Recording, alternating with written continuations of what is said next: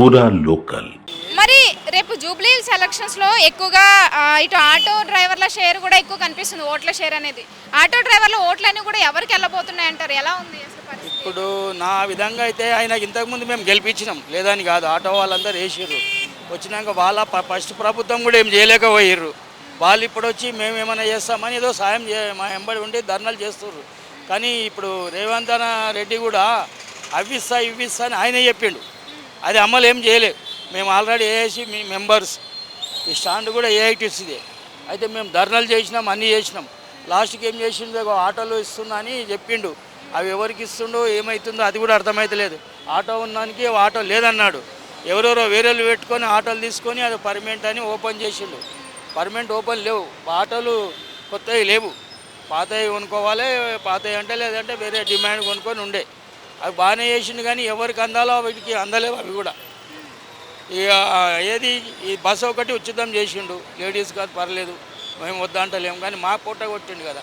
ఆయన వేస్తానేది ఏదో వేస్తే సరిపోతుంది కదా. ఇప్పుడు ఫైనాన్షియల్ కట్టలేక మేము ఆటో రోడ్ గుంజుకపోతుండు నెలకు ఫైనాన్షియల్ రోడ్. సో ఇప్పుడు ప్రభుత్వం చేయలేని పనులన్నీ కూడా రేపు జూబ్లీ హిల్స్ ఎలక్షన్స్ పైన ప్రభావం చూపుతాయంట. చాలా చెప్తాయి. ఆటో వాళ్ళు మాత్రం వేయరు మేడం, చాలా అసలు వేయరు. ఎందుకంటే వాళ్ళు విసిగిపోయారు.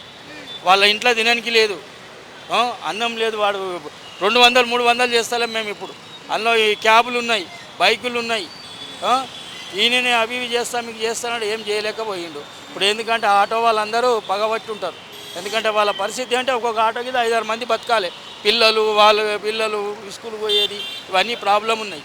మరి ఇక్కడ లోకల్లోకి వచ్చేసి అభ్యర్థి నవీన్ యాదవ్ ఎలా పనిచేస్తున్నాడు, ఆటో డ్రైవర్లకి ఏ విధంగా స్పందిస్తున్నాడు ఆయన? నవీన్ యాదవ్ మాత్రం పర్లేదు, లేదని కాదు. మేము ఇక్కడే స్థానికులము, ఆయన కూడా స్థానిక ఆయన్నే. మేము చిన్నకున్నప్పుడు చెర్లను ఆడుకున్న వాళ్ళము. మాకైనా కొంచెం వయసు అతిథి ఉండొచ్చు. అందులో ఉన్నాయి. ఇది ఇప్పుడు ఉంది కదా పార్కు, అల్లనే అన్నం వేసుకున్నాం. కానీ ఆయన రాజకీయంలో పోయిండు. క్యాండిడేట్ మంచోడే, కానీ ఇప్పుడు ఈ పబ్లిక్ ఏం చేయలేకపోతుంది కదా. దానివల్ల వ్యతిరేకం వస్తుంది. ఇప్పుడు మీరు ఏదైనా మాకు మంచిగా చేస్తే మీకు సపోర్ట్ చేస్తాం. మీరే అన్నీ ఒప్పుకున్నాక ఇవ్వకనప్పుడు ఏం చేస్తాం? ఈ అభిమానం ఉన్న వాళ్ళం వేస్తాం, లేదని కాదు. రేవంత్ రెడ్డికి ఈయనకి వేస్తాం. ఈయన మీద పగ మీద ఇక వేరే వాళ్ళకి పోతాయి. ఈయన ఏం చేయలేడు కదా. ఏమైనా చేయవల్లే కొంచెం అటు ఇటు కావచ్చు అని ఐడియా. మరి ఇప్పుడు ప్రచారానికి పార్టీ వాళ్ళు తిరుగుతున్నారు, ఎవరైనా వచ్చారు ఎప్పటి వరకు అడగడానికి? ఎవరికి? మాకా? ఓటు అడగని ఇంతవరకు రాలే. మామూలుగా బస్సులలో ఉంటారు, బస్సులలోకి వస్తారు. మేము ఇక్కడ రోడ్డు మీద ఉంటాం కదా మేడం. మా ఇళ్ళల్లో వచ్చే కార్డులు ఏమున్నాయి, ఎంతమంది ఉన్నాయని అడుగుతున్నారు. 2 పార్టీ వాళ్ళు వస్తే అడుగుతున్నారు.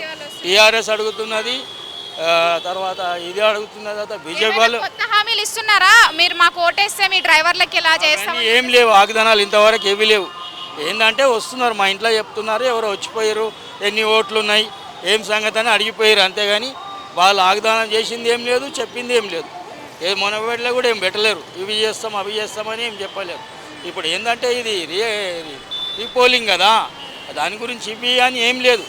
ఇప్పుడు ఎవరు గెలవాలని చూస్తున్నారు వాళ్ళు. టీఆర్ఎస్ మేము గెలవాలి, మాకు ఒక్కసారి వస్తుందని వాళ్ళు చూస్తున్నారు.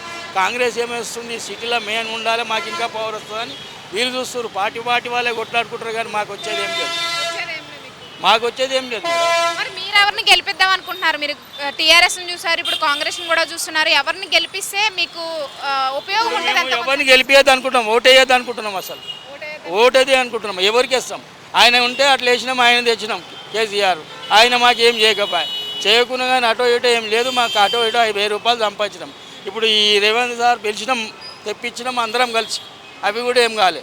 ఆయన కూడా ఏం చేసారు, వాళ్ళు కూడా వాళ్ళు ఉన్నోళ్ళకే సహకరించారు. ఎవరికైనా ఇస్తే లేనోనికి ఇవ్వాలి మేడం, ఏదైనా కానీ. ఉన్నోనికి కొండపోయి ఉంటే ఉన్నోనే పెడితే ఈ లేడోడు ఏమవుతాడు? ఇది వాస్తవం.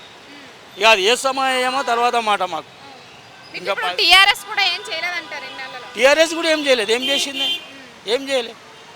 ఆ చాలని గీలని వేయడం జర బంద్ చేసింది, లేదని కాదు. కానీ అప్పుడు ఇంత మాకు ప్రాబ్లం లేదు. ఆయన ఏమి ఇవ్వకున్నా కానీ మాకు ఈ పిరి అనేది పెట్టలేడు. వాళ్ళు ఎవరు ఇచ్చుకున్నారు, ఎంతో అంతో కొంత బిజినెస్ ఉండే.